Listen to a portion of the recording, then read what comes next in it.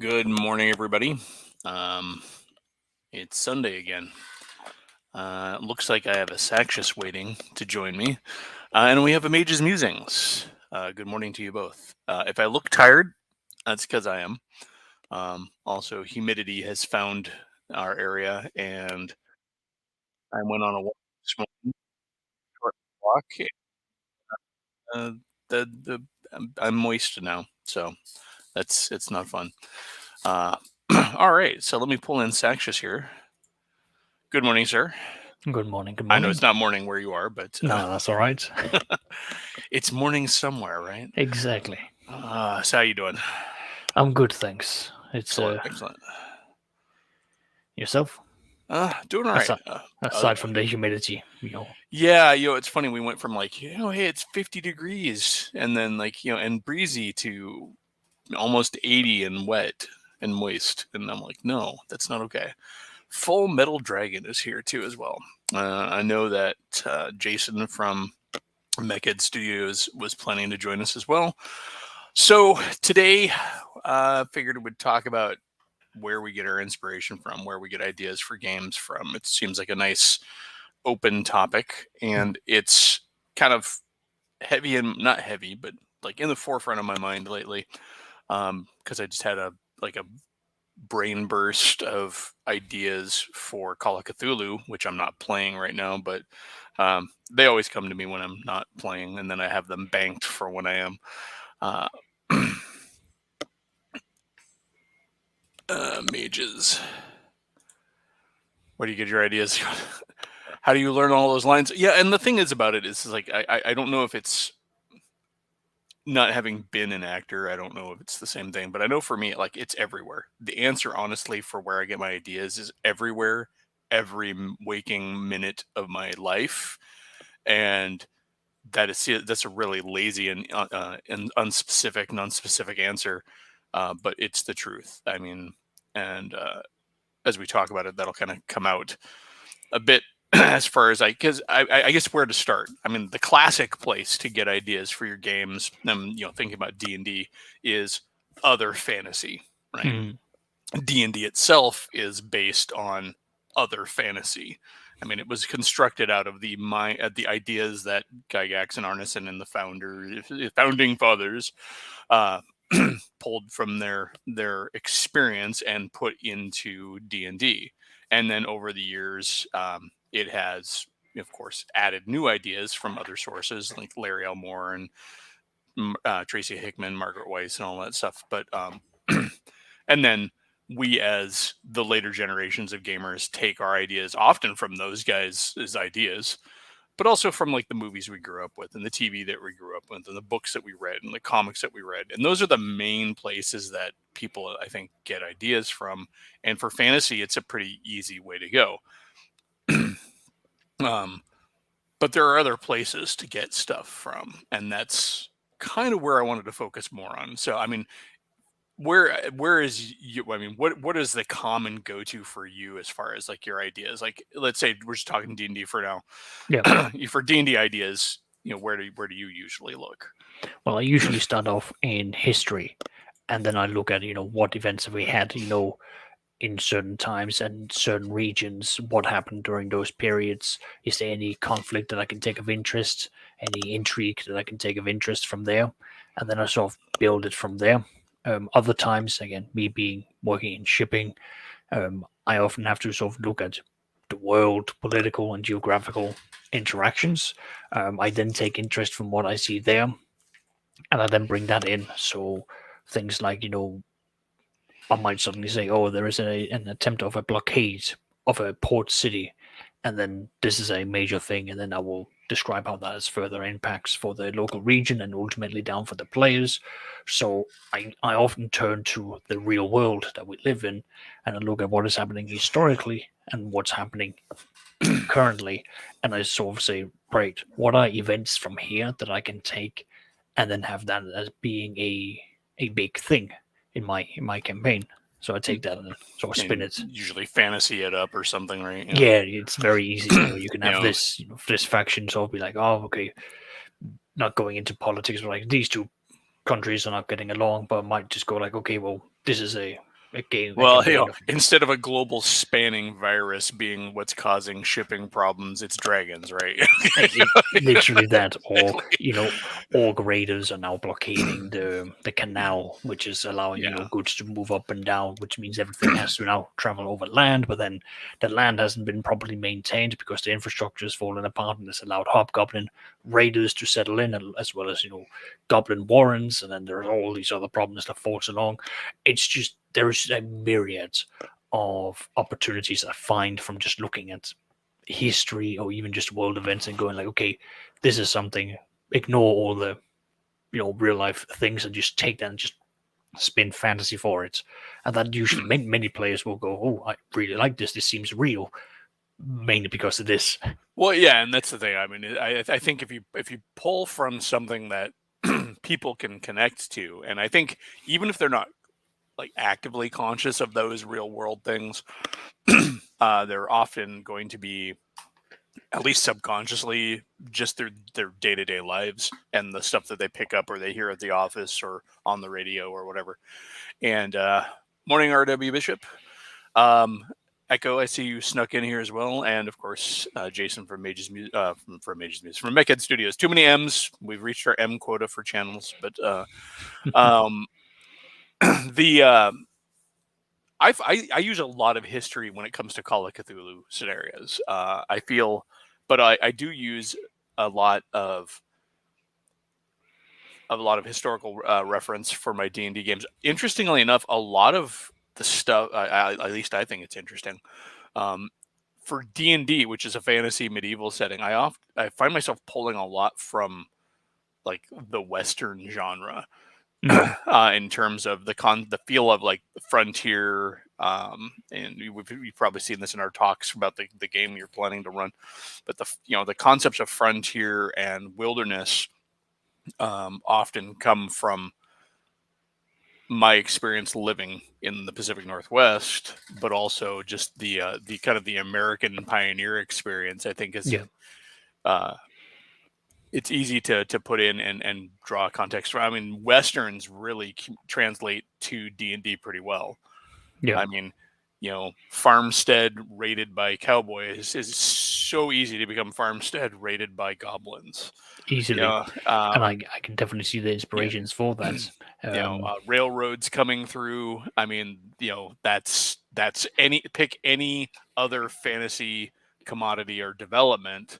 I'm kind of getting ready to unleash that on my players in my Monday game Mhm. down the road, because the area that they're in, which had previously been um, sort of an attempted settlement that then because of wars and pressures and stuff like that was sort of Mhm. abandoned and sort of left to its own devices for a couple of generations. Well, that war is over, and so the nobles are going to be coming back looking to claim land, and that is going to kind of put that sort of frontier pressure with the land barons, literally Yeah, barons, coming through and trying to claim land that has been settled on and been lived on by honest hardworking farmers and fishermen and stuff like that.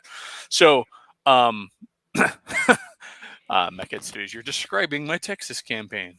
um and for Call of Cthulhu, if we could jump games for a second here real quick, Mhm. there's so much horrible history in real life that could be made just a bit more horrible. And it's funny, is adding the Lovecraftian elements only makes it just a little bit more horrible. Yes, it does. um, like an example, one thing I had, one idea I had recently was I watched a little blurb on Victorian baby farming. I don't know if Right. if you're familiar with that. That's like poor unwed mothers would have their babies taken care of by these people for a fee, and Mm. things very often went bad. And I tied that together with Lovecraftian ghouls, and I'm like, ghouls. So humans can become ghouls Mhm. after by spending time in the ghoul warrens and stuff, and in the dreamlands and stuff. So what if there was a baby farm that was actually a front for a bunch of ghouls who were just snatching human babies and taking them away to where ghouls live to become more ghouls, and there's your Call of Cthulhu scenario. It's like, I mean, granted, I can't use that scenario with anybody I play with who's watching the stream now, but even bits of, because like Lovecraft stuff touches on time and space so often too. I mean, you could even use, I've delved into bits of paleontology and stuff like that to come out in scenarios. There are a lot of published works for Call of Cthulhu that actually draw on real world or historical events. Even I know there's one scenario that is, it can't use the name for legal reasons, but it's effectively the Winchester house and the Winchester family, the Winchester mansion, from that's pretty famous. But so that's an actual published Chaosium Call of Cthulhu scenario. So yeah, it's I think it's easy to like look at D&D and say, like, if you have an idea, you have to, it has to come from fantasy, but it really doesn't. I mean, I think if you look at even like, I mean, yeah, go ahead. it depends. It depends on where you want to go for it, and it depends on what your style is, of course. So if you want, I mean, as you mentioned, the frontier stuff, which is the original, what we saw D&D being inspired by. If we look at Blackmore, for example, from the old D&D, it's very much not even like a major city. Blackmore, it was just a small little settlement out there in the marshes, very much frontier. You had to go out there, explore, learn, counter the monsters you came across, and then sort of deal with it from there. And then that led a lot into that, which inspired a lot of the originals. I often then turn around and say, like, okay, well, I see a lot of the campaigns being set in pre-created kingdoms and empires where everything's already structured out. There's not really a lot of exploration that's being done because they already have the map of the entire kingdom or the area that they're going to be traveling around. So I often ask myself, well, what time period would be very reflective of this time? Well, I often find that either the 100-year war or the 30-year war is a very good reflection of that, where technically there were very defined states and borders, but it was such a chaotic time with many different factions and mercenaries that was just roaming around, Yeah. that even though, like, you might be traveling within the kingdom of Bavaria, for example, you were not going to be safe traveling from town to town, simply because the distance between those towns were not fully regulated. They weren't protected. And that's often the sort of feeling that I give to my players, is that the safety, the order of the world is pretty much along the roads that are most patrolled. And the moment you start straying out of that, that's why you start going into wild country. And that's where, a lot of the mercenaries, a lot of the adventurers will go out into to tame those lands, to get the wealth that can be found from there. And that's often why, or at least that's often my justification for how you can be an adventurer in a world where, a kingdom is already established and there's supposed to be law and order. Yeah, I think it's modern modern fantasy settings often feel a bit too crowded to give that feeling, and I think that's one of the things that's sort of been lost. I really feel like early D&D, and this is not an additions slam or anything like that. It's just the development of fantasy over time. Earlier fantasy, I think, really hedged heavily on that wilderness aspect. That and even in the published works, they would leave plenty of space for you to do stuff. If you look at the Greyhawk map, for example, as well developed as that Darlene map is, there's so much open space and there's so much room between major points that there's ample room to throw in your own adventures down there and to have that wilderness between spaces. I mean, real world spans between settlements was still a pretty frightening distance if you consider you're traveling it on foot most of the Yeah. time as a person. I mean, a couple of days is actually a long time to be exposed in the wilderness when there It, are still bears and wolves and bandits and oh yeah, it was dangerous. add that to Uh, add the fantasy elements in there where a wyvern can fly down and snatch you up off the ground, a bulette can come up from the ground and eat your horses. You camp on the wrong on the wrong former battlefield, and you might have undead come up in the middle of the night. It's like, oh look, hey, there's skeletons coming out of the yeah, ground. How did that happen?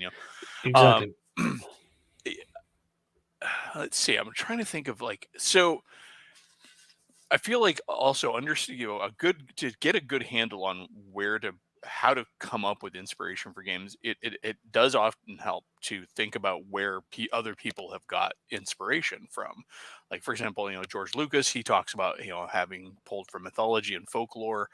Um, and also the productions of his movies. There's World War II dogfights in there. Mm, There's World War II naval battles. There's some samurai stuff in there, and I think understanding the creative processes of others really can help you with your creative process too. Because I feel like knowing that great works come from very humble beginnings can help DMs and players even come up with ideas and feel comfortable with those ideas. That's the other thing. I feel like when it comes to inspiration, one of the traps that people get into is thinking that their ideas are dumb, or they don't have merit. Like, oh, that they'll have some crazy idea, and then they'll think, well, no, that's not good enough. I shouldn't do that.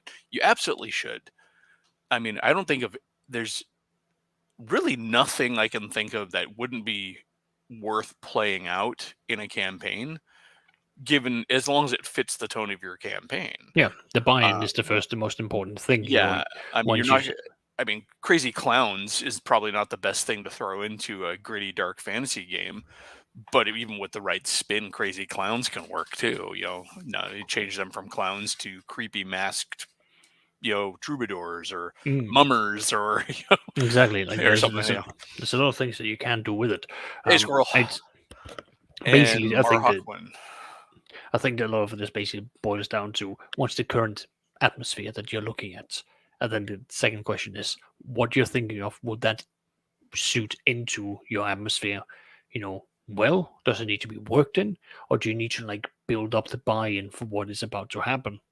I mean, a good example I can give was one of the mega dungeons that I threw my players into was supposed to be that of a summoner. So they were more or less eased into the whole thing of like this um what's it called? This wizard was a summoner. He dealt a lot with the planes and so on, and they went into his laboratory and they could see the further they basically went through the rooms is that the guy went a little bit nuts with his experimentations to the point of where he started like trying to pull in the planes to the material world. So they would walk through areas of like, oh, this is really watery. We're now going through areas where he experimented with the elemental plane of water. Better get on our, breathing underwater equipment or spells, and then they had to make their way through that, coming across, quasi, what's it called, rock and water creatures. They had to deal with those, and it just kept on getting weirder and weirder and weirder. And one of the players at one point just went, "We don't know if it's illusions or if it's real of what we're dealing with." But the buy-in of that, the reality was no longer applicable here. Yeah. Gravity changed around, rooms would come in and it would be sideways, and the place was just like, wow, like this Yeah, the was. Mad Wizard is always a good way for like a nice palate cleanser or diversion in a And campaign. So because once you get into that environment of the Mad Wizard, mm, whatever conventions you had pre-established for your campaign can go right out the door. easily, and and you can and even and have, it's okay. It's yeah, not going to wreck your buy-in. Real quick, wanted to jump on this comment here from R.W. Bishop. How do you weigh your interests with players? They might be excited about something that does not that's not expressed as something discussed in session zero. Yeah, I mean, I would say the themes and the direction of your campaign is certainly something you want to discuss in a session zero, or unofficially so, even if you're not the type of group that does a session zero. um, it should be expressed, and I think it's a dialogue that needs to continue. I think an open dialogue between players and DMs about what interests them and where their moods and their moods shift to and what excites them uh, is a good thing. When I've run campaigns before where I've had players come up to me and go, "I saw this thing," or "Have you read this thing?" Da da da happened in it. That would be really cool to encounter in our campaign. And yeah, they would, you know, that kind of dialogue definitely helps, and I think it is important. I think it is also important because I am of a mind that players don't get everything. Um, Mm. Players should also be willing to accept that not everything they're after is necessarily going to come up in the campaign. Um, because there's a couple dangers there. You don't want the game to end up being kitchen sinky where like everything is in the game and it makes no Mhm. sense. Um, but I think, also story and theme are important. Not well, that's story, but you know what I mean. Keeping yeah, keeping it thematically yeah, grounded. Like having uh, a North Star, having a direction. And exactly. You want often, to you want to have that focus. yeah, and often I find that, at least in my experience, what I do is that I keep a pulse on the players. So I'll go 4, 5, 6 sessions. I'll drop each player a note going like, "Hey, are you having fun? Just want to check in with you." And then I'll start asking things like, "So, from what you've told me about your character, this is what they're like. This is the sort of thing that they want to go for. Like, let's start asking some concrete questions, like where you, the player, want to take your character." And then I will start asking these questions to the player directly. And once they start going like, "Oh yeah, I really want to," um, if we're using like the frontier idea, if the character says like, "Oh, I really want to, become a lord. I want to build up my own land. I want to elevate myself beyond the social standards that I came from," and then you can turn like, "All right, that's great. Pitch that to the group. That can become a thing. The entire group can buy into that, and then the group as a collective decides like, we want to carve out our own fiefdom." And then they go out and they do that. Or equally so, they can turn around and say like, "Well, I really think it is worthwhile going out here because we established in session 0 that we can only have access up to level 5 spells as wizards. Well, I know that there are legends that there are level 6 spells and beyond that can be found. So I really want to do excavations to uncover that." And Yeah, then from there, what I like to do is effectively I help foster the mindset for the players to get into what their characters are about, what drives them, and then help them sort of outline for themselves where they see their character going. And I then direct them back to the group and say, talk to the group, because it's nice talking to me. That's not a guarantee that you're going to get it. Talk to the group, and then as a group, you prioritize things and you decide where you go and where you want to do things. That way, it's not on me to decide what the big objectives are, especially in a sandbox. It's the group that makes the objective. I then help facilitate it by going, "Okay, you want to achieve this, you have to go out and do that. You want to overcome this, well, you've got to think of a way to do that." And I did that quite a lot when I ran a Warhammer 40k Rogue Trader game, where everyone was an important character. Everyone had a thing that they wanted to go out by, so I had to sort of make them think independently, and then come back to the group and say, "We probably need to table a few things." And then they had to prioritize, which character, which arc that they want to focus on first, and then go out, explore it, endure it, survive it, maybe even fail it, and then come back. yeah. There's I think when you're dealing with player inspiration and player uh, inspired things, I think it can be tricky, to kind of finish up on Bishop's comment here. Um, it can be tricky because you have 6 players at the table or so, and they may all have very different ideas about things that inspire them that they want to do. Balancing that all in a game can be tricky, and so I think that conversation is definitely a two-way conversation, but it is definitely worth discussing your players' interests, because if you want buy-in, then they have to be engaged, and Yeah. tapping into their interest is not a bad idea. Let's see, I do like this comment from Mages here. It's definitely a truism. um, you know player choices lead to situations and consequences that just write themselves for years. That's true. Oh yeah. Um, and you talking about drawing inspiration. Where do you get your inspiration from? Where do you get your ideas from? So much of it is going to come from your players. Yeah. I mean, end of the day, they're the ones that are driving force for the group. Yeah, And it's a story that will write itself because the players have already bought into the game. The players are now going like, we're going to go and do this. That might not even be the story you had thought out, but you just go, you know what? This is now a thing. I'm dealing with that in my Monday group. I'm like, I did not expect them to go off and try and drag the god of good dragons into the fight. Like, Yeah. but that's something they want. They decided they wanted to do, and I Yeah. rolled with it because I'm kind of playing a sort of a free form campaign. It's not a lot of set in stone stuff. So sort of rolling with it, and it sounded intriguing. I'm not going to make it easy for them, but No. I mean, it shouldn't be. I mean, and it may not even work, but it's what they decided to do. So we'll go from there and see what happens with that. Trying to think of, I did not have, this is a very off the cuff stream. I did not have a lot of prepared bullet points. I That's was what I'm here for. I was struggling actually. I gotta admit, I was struggling all week to come up with an idea for today, and then it's kind of finally hit me. Um, it's been a busy week, but Mm. so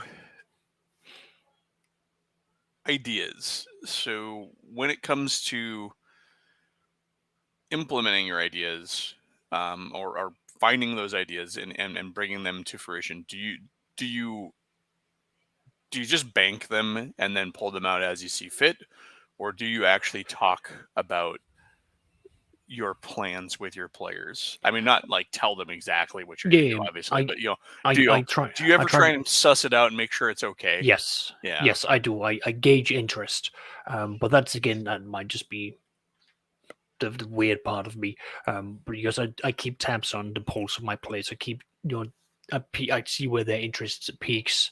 I basically read them as people and start seeing like, okay, like what are we looking at here? What do they want? What are they striving for? Where is it going for? What do I have existingly? What have they existingly done that I can latch on to? Because it's easier to take something that has happened historically and just go, oh, this has now happened here. You guys did this. The consequences of that is now coming back because for some reason, many of the players that I have, when they learn that, oh, the orc chieftain you defeated in single combat, well, it turns out he was actually a very good proxy. Yes, he raided your lands, but now that his tribe has been defeated, the ogres that he was keeping at bay through tithing has now stepped in.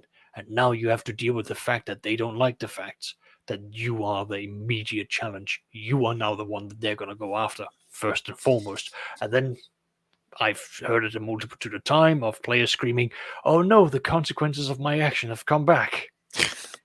Yeah, and And I do feel like it's tricky sometimes to try to feel out what your players yeah, are interested in without tipping too much information, giving them too much information. yeah, But at the end of the day, I've never been a my way or the highway kind of GM, no, no, and so it's I'm not I'm not like I ironclad gripped onto running things a specific way. And so if my players aren't interested in that, in the way things are going, one of two things is going to happen. Either we're going to play something else, or I'm going to, or I'm going to flex what's going on in the game to sort of fit the mood of the table. mm, Um, it doesn't mean necessarily sacrificing any previous ideas I had or abandoning any work I've done, but at the same time, it's just extra work for me if I have to if I have to fight against what the players are interested in. And if they're just mm. not biting, what's the point? I Oh, mean, absolutely. clearly I mean, you have two choices. You either shift your approach in the game, or you play something else. And and that that's an option if you've got lots of different systems and you've got a group that's open to things. Um, just wanted to real quick say hello to Grumpy Old Slan made it in. Hmm. He made it in before the end of the stream. Um, so I guess here what is one of the weirdest ideas that you one of what's one of the weirdest ideas you've pulled into your games?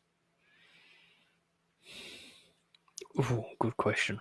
I mean, like from where, like where did you get it? What is like even not necessarily the idea itself, but like the weirdest place you've pulled an idea, maybe.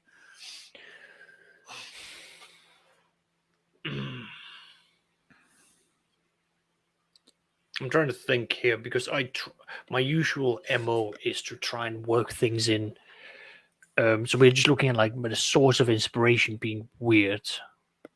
Is that what you're wanting to know, or Sure. I mean, either or. I mean, weird idea or odd, the oddest place you've ever pulled an idea from.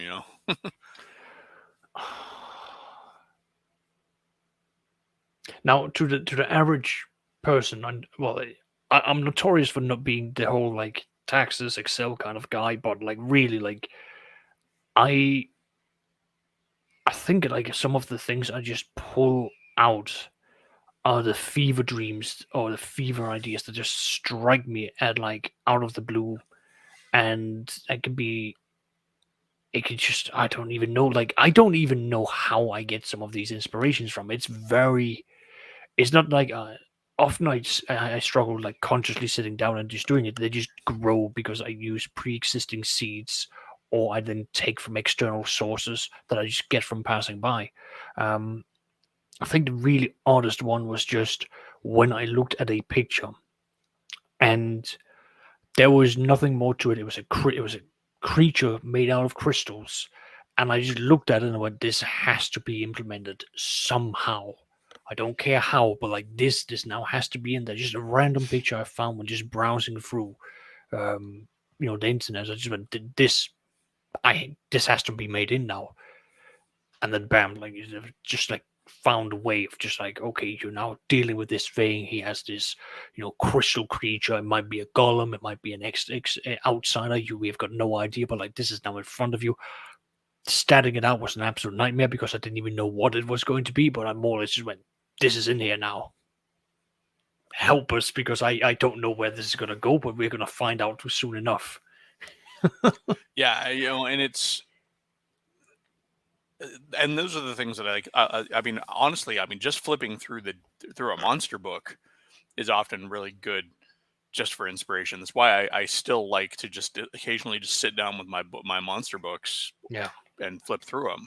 Or even if it's not a monster book, maybe it's a science fiction game, and just flipping through like the book of star systems for whatever game, and just kind Yeah. of go through it because something will jump off the pages. I mean, I think that we're one of the weirdest and out there ideas that I ever ran with was almost a dare from one of my players when we were playing Call of Cthulhu, and he pretty much made some comment to the effect of, you could probably make salt terrifying, and so I took that as a challenge and made Yeah. salt terrifying.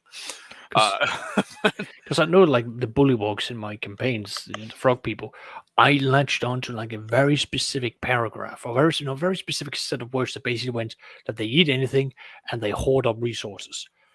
Right there, like from that sentence alone, I've made them the locust of every single D&D game I've ever had, and it's just those words jumped out at me and immediately folded my perception of what that monster was going to be like and why they are such a dangerous thing. So dangerous that the rest of the world, even the other monsters, look at them and go like, "We can't deal. These monsters needs to be dealt with. We know they are such a drain on the local ecology. We can't let them be here." And yeah, it's just things like that will jump out. Equally so, was like green dragons.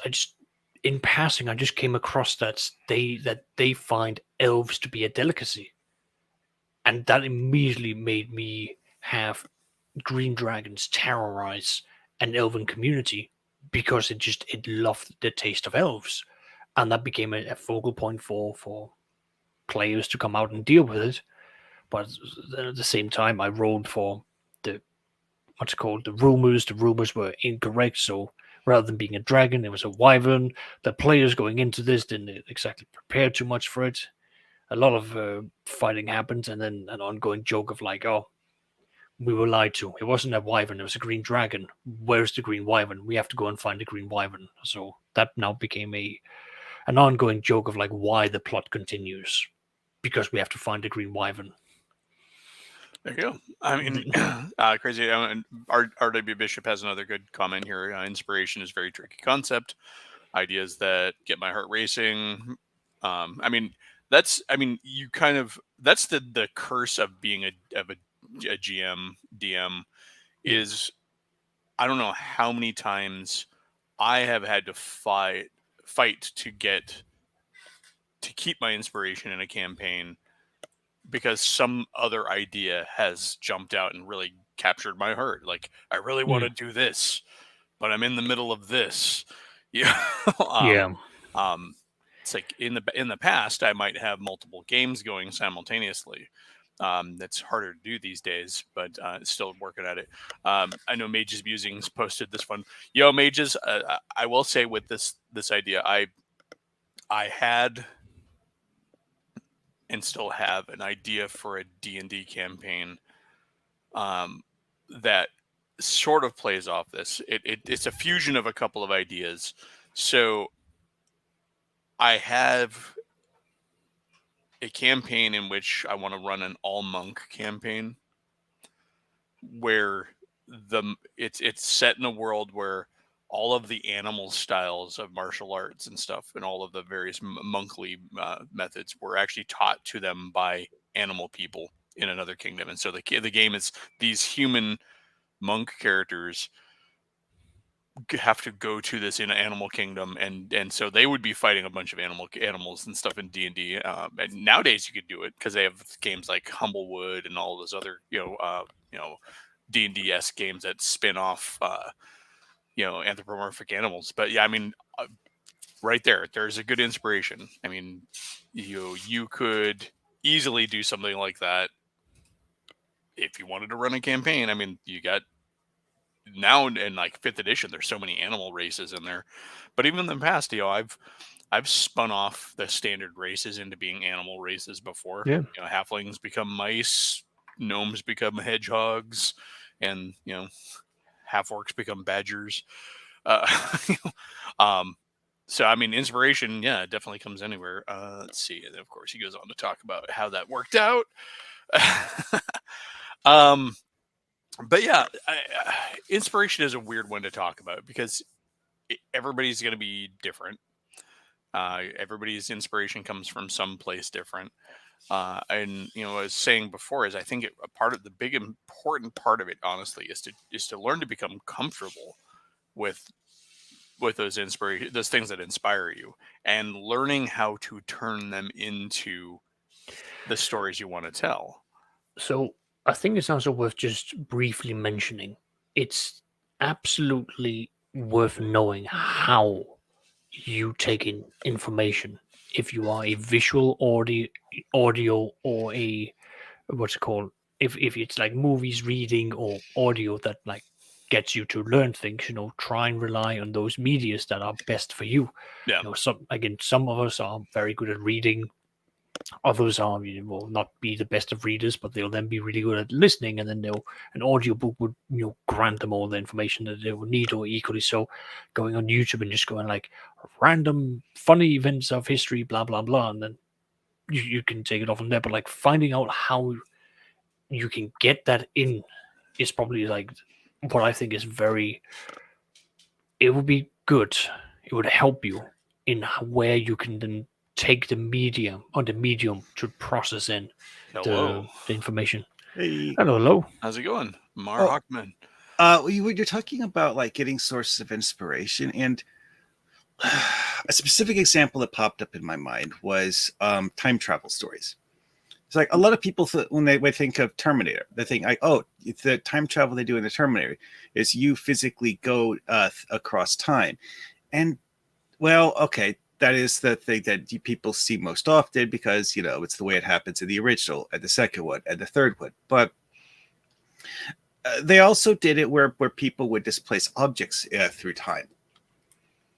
And I trying to remember what the name of it was, but I remember this one book I read a long time ago where it turned out that the prophecy that the heroes were following and that they believed to have been the result of someone seeing the future was actually the result of objects from the future getting displaced into the past. And someone who realized that these objects were from the future created a prophecy based on them. Huh. That's a cool one. I'd love to know what the name of the source, what source that's from. Yeah, If it you was think some about it, book I drop in read the like 20 comments. years ago. Yeah, that's the problem too. It's like, where did that idea come from? Um, it's funny because that stuff will haunt you too. It'll come back to you. You'll be thinking about something you read back in the day, and then you're like, that's really cool. And that sounds like that would be a kind of a tricky one to pull into a game. Well, but it's like in that particular story though, it was a crucial plot point because the prophecy was actually wrong. Oh, See, because the prophecy was written by someone who didn't understand the context of what they had seen. So that the people who were trying to prevent it from happening needed to find the original source to better understand what the prophecy was talking about. this is starting to sound a bit more familiar too, and I'm wondering if I've actually encountered this one myself. But that's a good one though. I mean, and I mean, when you're running games or and stuff, where do you usually pull your inspiration from? Well, the stories I've actually written, a lot of them were actually things that were just like Star Trek episode ideas, more or less, because I did a whole lot of story writing. Okay, it was several years back that this went away, but the Star Trek Online had this feature called the Foundry, where you write stories that other players can play through in the game. Oh yeah, I loved that about it. It was the neatest thing. Well, I did a whole lot of those, and cool. I may have played some of them. the various ones that I did all had some inspiration from things that were from the TV shows. So it's Star Trek. You're writing Star Trek things for. Yeah. Well, that's good though. But I also threw in several things that I kind of borrowed from other fiction, like the whole Terminator thing is like you go back in time to prevent someone from destroying the past. I actually did that in one of my missions. It's like this Klingon used the time travel to seize control of a Romulan colony world in the past and expand the Klingon Empire by taking over the Romulans in the past, and you're there to stop that. That's cool. Yeah, I have to say that was the Foundry on Star Trek Online was one of the coolest things I've ever seen in an MMO. Is the ability for players to make their own content and add it to the universe. That was cool. Yeah, that style of thing, the only company I know of that's ever done that was Cryptic Studios. And the only example of Cryptic Studios' work that's still playable is to go to the now fan-run version of City of Heroes, because that actually had a version of the Foundry in it too. City of Heroes was great too. I enjoyed that a lot. One of my favorite characters was Professor Gorilla, who ended up joining this superhero team of all animal themed characters that was led by this brilliant character who was a grasshopper who was bitten by a radioactive human, and so got human powers added to his grasshopper powers. And right before I left that server, I was also in the process of creating a holiday themed super team. I had Iron Santa. I had recruited 2 players who would be my elves, and we had somebody coming on as an Easter bunny, and then a manifestation of a Halloween character. So it was fun. It was a fun game. I really loved playing around with that. But yeah, great game. I didn't realize that it had a Foundry element to it. It may have come in after my time there. Yeah, I don't really know exactly when that got put in, because while I'd heard of City of Heroes and thought it was a cool game idea, I never actually played it when it was live. I didn't start until like after the whole thing came out with someone had somehow secretly managed to steal the server code and has been running a pirated server for years. That thing came out. Yeah. But yeah, let's see. So let me kind of bring it back to some of my inner Saxious, and we'll bring it back to Mm-hmm. inspiration and back to topic. So, like I said, it's kind of a weird nebulous topic. So I don't feel like there's a lot of bullet pointing that can be done. We've covered like where you get ideas from, how to implement them, how to become comfortable with them. I mean, that's I don't know how many times I've heard people go, I have an idea, but I don't know how good it is, and it's just go with it. I mean, I would also, like Saxious was saying, find media that speaks to you, whatever that is, whether it's books, comics, movies, TV. I watch a lot of YouTube videos during my workday and stuff like that, and because I have a job that doesn't require me to interact with people at all, so I can have stuff on in the background. But a lot of weird history and true crime type of podcasts and stuff provide lots of inspiration for Call of Cthulhu, mostly. Oh boy.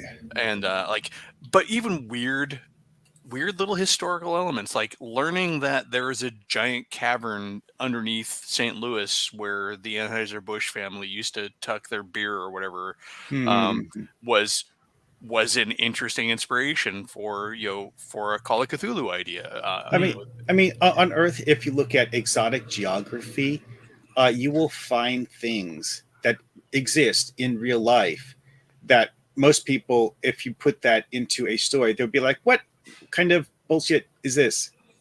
Like, here's one for you. In the country of Jordan, there is a valley so deep that it has undercut the sides of the walls, and it now has stone ledges that are so high up that there are trees growing underneath them.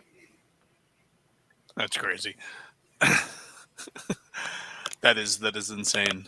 Yeah, but this is one of those things where it's like, do not fall off that cliff. Don't. No, not at all. Squirrel Hermit's comment here, though, rules can be inspiring. That is true. I have read game books and gone, that's really neat.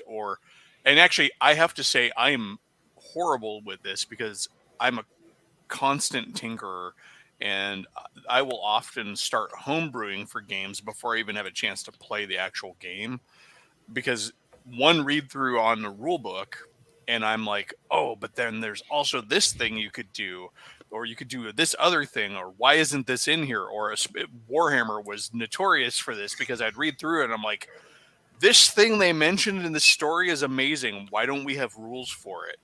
And then I would go and write up the rules. Or like in Warhammer Fantasy, there were whole parts of the world that hadn't been detailed at the time I was playing, and I'd just like create army lists for those, and for wargaming stuff. But yeah, rules can definitely be inspiring. One thing Games Workshop did that some people think was explicitly for homebrew was when you look at their official listing of all of the chapter houses of the Space Marines, there are certain Space Marine chapter houses that explicitly have no information officially. Yeah, they've gone on to there's the 2 legions was it 3 legions, I think it is, that are stricken from the record to begin with, and then there's a bunch of chapters that they've just never really done anything with. To a certain extent, that is apparently because of the fact that, like, okay, you are at home doing your own homebrew campaign. What do you feel? Yeah, that was exact. I mean, that is why they did that. That's why they even down to, here's a paint job for a chapter. Now you know how to paint it. You make up the lore, and over time they've kind of backfilled some of that information, but there's still so much that is not explicitly covered in the lore. And I think that's important. If you're doing a game where you're encouraging people to create, and this can tie back to RPGs, one of the problems, for example, I have with the Forgotten Realms is that it is way overdeveloped. Well, a lot of that, though, for the Forgotten Realms was because of the fact that the actual core of the Forgotten Realms wasn't all that, really. And then they had like 20 or 30 different people write stories to go in the Forgotten Realms. And suddenly you have, it's like, I mean, it's kind of like, it's like giving each artist a 20 by 20 hunk of canvas and telling them they can paint something on it. Well, yeah, I mean, you definitely see. Well, you can definitely see a difference between the early like gray box set for Forgotten Realms when it was first released and modern Forgotten Realms. There's been 3 editions of the game since that came out, and countless fiction that was written alongside. Real quick, gonna say good morning to GM's Alcove. Hey, Fritz. And Mages screaming about never having met a rule set he didn't like. Yeah, and here's Forgotten Realms. Now it's so fleshed out. Yeah, it is. I always feel like playing games in the Forgotten Realms is as presented now is tricky. Although if you look at the map of the whole realms, not just the Sword Coast that they've focused on nowadays, there's a lot there. I guess I just feel like what's being put forward for the realms is a little too full.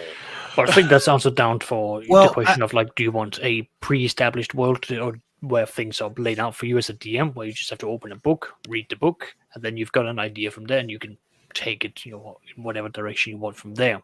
Or are you looking to homebrew it, in which case it's going to be more exploration and more, players have to go out and learn from themselves. Yeah, that I just thought of was that in the Forgotten Realms, you have the core of the Forgotten Realms, where every nook and cranny has been painted and brought to life. But then you have the fringes of the Forgotten Realms, like what exists between the surface and Menzoberranzan.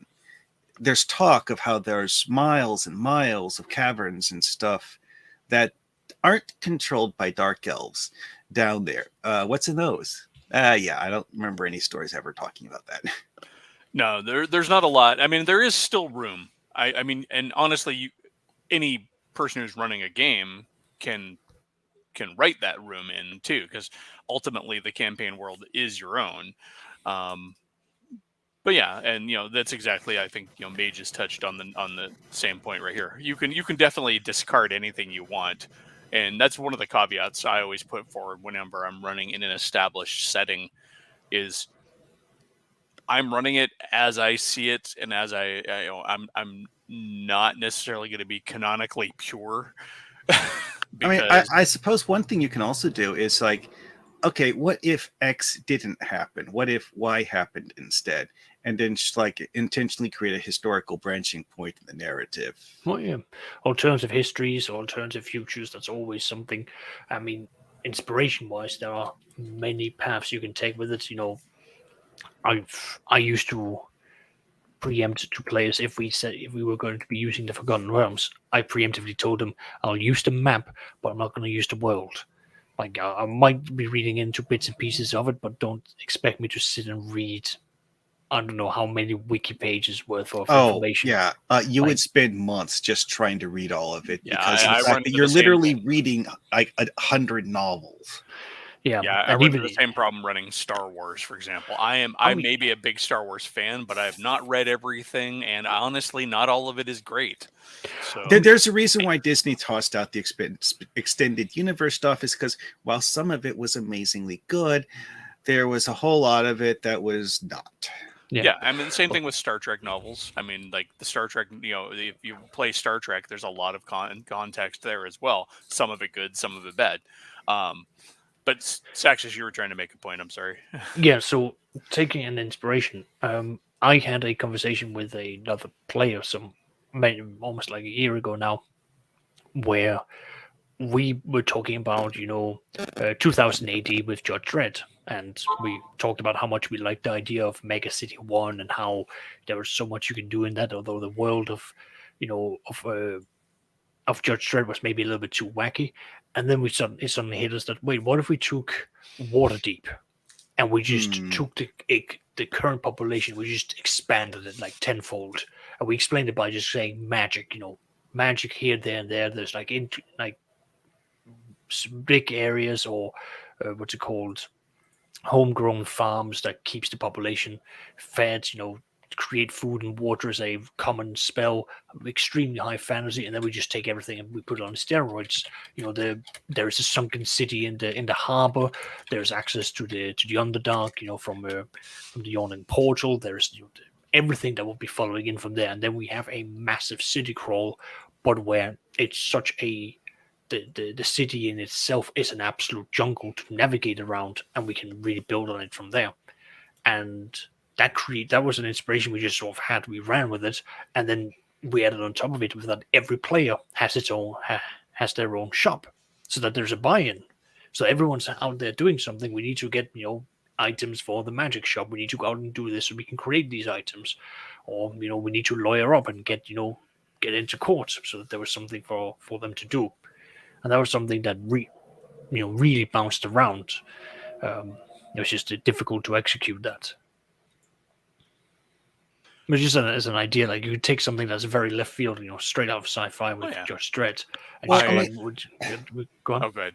I think my first thought in the Judge Dredd setting is that Dredd lives in Mega City 1.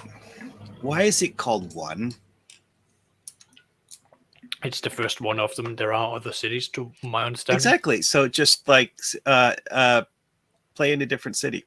Well, and the game, the RPG does, at least the older one from Games Workshop, did talk about that. It had all the information on the Brit sits, the Sov sits, the probably needs an update NIP sit for Japan. One I remember seeing mentioned in because there was a Mega City on the West Coast as well. Mm-hmm. Yeah. I think that's but Mega City 1 has a shared location of what is in modern times New York and a large chunk of the Eastern Seaboard. Yeah. There was also another one that was farther south that the mention I saw in Texas in the comics on the Gulf said that the one that was farther south had a lot more problems with fighting off mutant hordes. I think that is the one. I can't remember what it's called, but I think it was based around Texas, and which seems like very fitting for the Dredd universe and that whole like frontier wilderness fight. Mm-hmm. Texas City is the location we played in Judge Dredd. Yeah. And then there's at least I know one mega city that is, if I'm remembering correctly, I may be mixing my worlds, that is absolutely fabricated and on the bottom of the ocean. Pretty sure, yeah. But the point I was coming from is that we took that inspiration from there. We basically went, all right, we're now going to put that into the Forgotten Realms because we like the idea of Judge Dredd. We like the idea of like high fantasy Forgotten Realms. Let's take these two, put it in here, and then we have a focus on that. And it became hilarious when I had to sit and like actually explain to the players like how districts were built out and how you didn't actually have lords or anything like this because you were so far down the totem line. The bureaucrats were actually considered to be the lords and masters of your lives because everything had to be recorded and sent through, and it was just so hyperbolic. It was fun in the concept. I am gonna have to ditch out in 2 minutes, which is fine because the stream is gonna end in like 2 minutes as well. So we're at that point. It's at the hour mark. I gotta call it short. Well, not short, but I gotta call it actually hitting my mark today instead of talking over. I wanted to thank Saxius and Mar Hockman. Your first time. You're I think literally like the third person I've ever had come on and talk with me. There was Mage's Musings and then Saxius came on, but appreciate you jumping on. See you on a future stream. To everybody else, have one final thought. Yeah, is that pondering the Judge Dredd fictional setting, the actual comic books deal with mostly just things that happen inside Mega City 1. And when you read the background lore for Judge Dredd, you're like, I wonder what it's like to live over there instead. Yeah, there have been a few comic diversions over there. Like, he's visited other cities. There have been characters from other cities visiting there, and they've done like one-off comics that take place and some of the stuff. But supposedly, like half of the U.S. West Great Plains area is actually controlled by the mutants, and people from the mega cities just don't go there or something. Yeah, I don't know. Something like that. I do have to call it to a close. I'm being called away. But also I did, Mages brought up, John from the Old Geek has been on here. Mages Musings, DM's Alcove, Mechhead Studios, and of course the aforementioned John from the Old Geek all have their own channels, so certainly check them out if you haven't already. I'm sure I see a lot of familiar faces, so I think you guys also check those out. Sorry to have to call it to an abrupt time, end time today. I have an actual fixed time point today and can't just ramble on. So appreciate everybody showing up, but have a good day. See you later.